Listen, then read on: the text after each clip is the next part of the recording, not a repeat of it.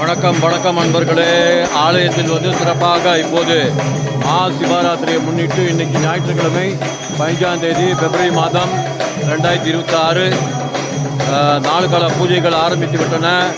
இன்னும் சற்று நேரத்தில் ஹோமங்கள் அபிஷேகங்கள் சிறப்பாக நடைபெறும். இப்போது தமிழ்லோ சத்ய சாய்பாபா சென்டர் அவர்களுடைய இந்த சிறப்பான ஒரு படைப்பை செய்து கொண்டிருக்கின்றார்கள்.